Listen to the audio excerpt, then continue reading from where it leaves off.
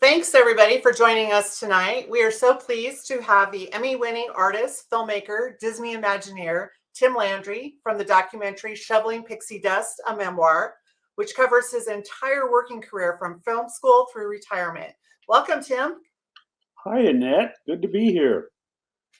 So, with this film, when did you decide, okay, I'm going to make a documentary? Well, you could probably just call this a COVID film because what I was doing during the first parts, at least of the lockdowns, my lockdown was sort of a furlough also from my job. So I was sitting around with nothing to do. So what I started doing was restoring old family photos, like my wedding photos were in really bad shape. And I had these production stills from my student films, and they were in really bad shape. So I was using new tools, some AI tools, to clean these up and get them good looking. Then I started thinking, gee, it's too bad that these aren't doing anything.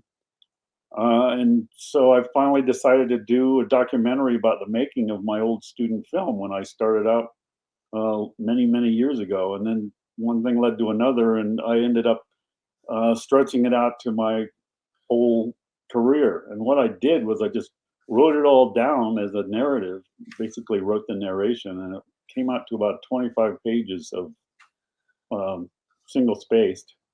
And I gave it to my wife to read, and she said, "Don't change a word." And I Oh, said, okay, got something here. So I started in, and you're seeing what you're seeing. It took about 7 months, um, one little bit at a time. That's awesome. What were some of the challenges you faced while you were making the project? Um, because it was a one-man show, I actually had relatively few challenges. The biggest challenges were weaknesses in myself, not being, doing my own narration and not stumbling over the words, and you know, trying to read the actual words that I wrote. No actor could do it. They'd stumble all over themselves. Each one would take a whole bunch of takes just to get on tape. And then just pacing, I found, was an issue, as I'm sure you as a filmmaker know as well. And I yeah. found that I was talking really fast a lot of the time, and I wasn't giving the viewer enough time to absorb. So I Mhm. found that I ended up trying to consciously speak slower in the remaining parts of the dialogue or monologue that I had not yet recorded. But also, I went in and edited in little bits of pause so that picture could play and you could absorb it a little better. And I also observed that you need to give the audience a chance to breathe, and that's why there's a bunch of musical montages in there as well that give you a lot of information, give you some eye candy, and then you're ready for the next chunk of verbal information. Awesome. Well, it Yeah. was brilliant, just Yeah, just brilliantly brilliantly done. done. I mean, Well, it thank you. yeah, it was just I think it was so inspiring, that you hit obstacles in your life and all of a sudden another door opened for you. Can you talk I about that a think, little bit? yeah, I think that's why it started resonating with people. It actually surprised me. I just thought I was making this little home movie slideshow that was essentially a demo reel, but it has truth in it, and it does have the struggles and setbacks as you're alluding to. And I think what happened was God just used that information, and everybody can identify with it. Nobody goes through this life unscathed.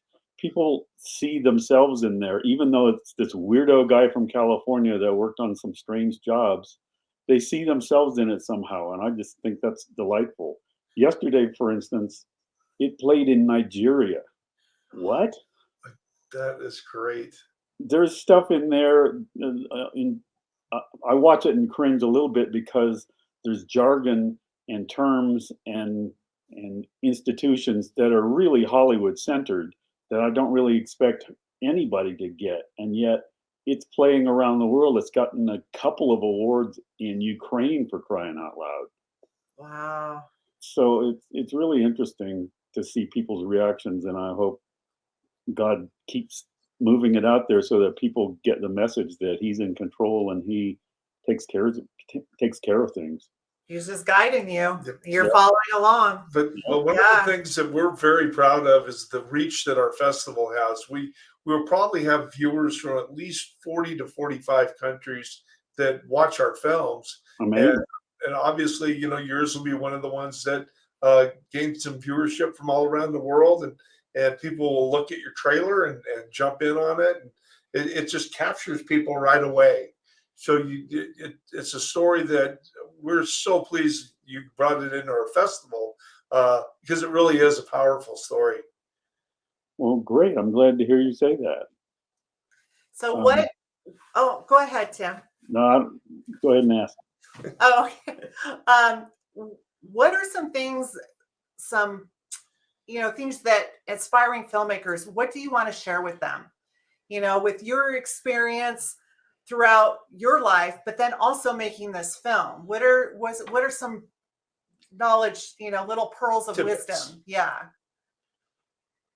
Well, I remember when I started to make a film, took all this equipment and all these people. Now you make features using an iPhone in your backyard, Yeah. and pretty darn good ones at that. I remember Stanley Kubrick said something about he wishes that he had the freedom that a writer has when he buys a sheet of paper. And now that really is literally the case. So aspiring filmmakers should take that and run with it, but make sure you have something to say. And I think that's the most serious thing is when I was younger, I was worried that I didn't have anything to say. And quite frankly, I didn't have anything to say. As you get older, things happen to you and you have a story to tell. And I got a whole lifetime's worth of story that is showing up in Shoveling Pixie Dust. Speaking of your career and the stories that you have, what are some of your favorite stories from your life that you can share with us? And it can be Disney or it can be anything actually, but what are some of the more memorable ones as you do get older and you start reflecting back and you can sit there and go, boy, that was sure a fun scene that I engaged in right there. Boy, you got me there. I mean, there's so much and yet so little. I remember I was working on a movie called George of the Jungle. I was the visual effects supervisor, and we had to bring a computer-generated elephant to life. But that elephant had to be a double of the real elephant that was on stage and set, and her name was Tai, T-A-I. And you've seen her in almost any movie that has an elephant in it because she's the go-to. And I had sent emails home to my wife about working on location in, I think, Hawaii with this elephant.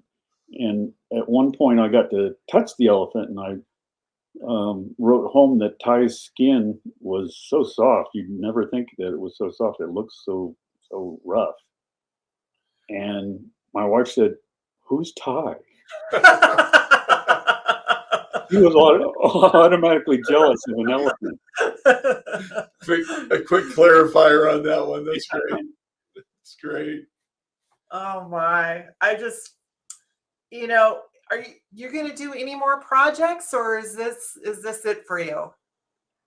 Well, we'll see. I've got health problems, as you might notice from the film. But actually, since then, I went back in and I did separate documentaries about just the Beauty and the Beast show and just the Soarin' show that expand the information on a more documentary and not biological basis.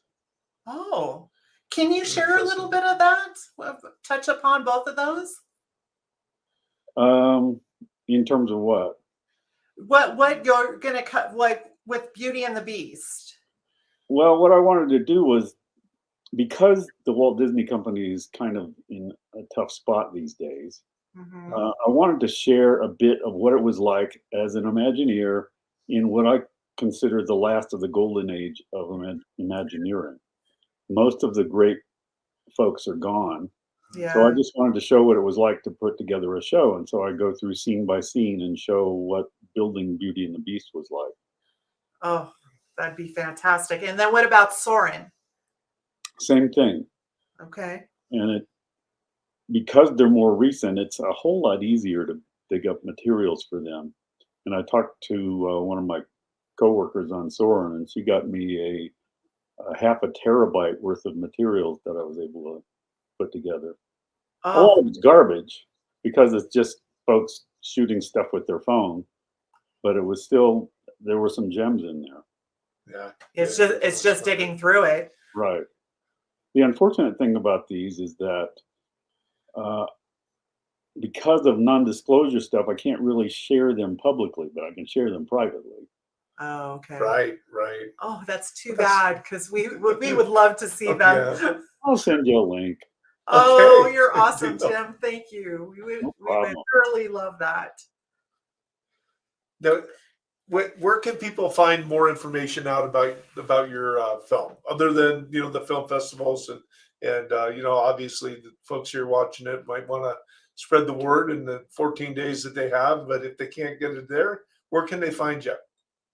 Try shovelingpixiedust.com. Okay. Beautiful, beautiful. Awesome. You've got some reviews from some dear colleagues of mine. You've got the trailer, and there's some Okay, stuff there. Oh, great. Well, at least if they want more, they have a place to go. You got it. We thoroughly enjoyed your film. It was amazing. It touched our hearts as it did the people that have watched it already. The feedback we're getting from some folks is just you just did such an incredible job. So kudos to you, and your story is wonderful. Yeah, thank you for sharing it. I mean, for taking the time and to being so thorough. It really is. You're And having the courage to put yourself out there like that. That's awesome. Well, feel free to make fun of me. no, never. Well, thank All you. right. It's been great talking to you, and I've started watching some of the festival films, and I'm enjoying them. Oh, Good, good. good. Thank you. Well, thank you, Tim, for your time. And you just take care of yourself, okay? And we're looking forward to more projects from you. All right, we're on. Fantastic. You have Thanks, Tim. You have a wonderful night. Stay warm up in Tehachapi. Thanks, kids. okay. Bye. Bye. Bye.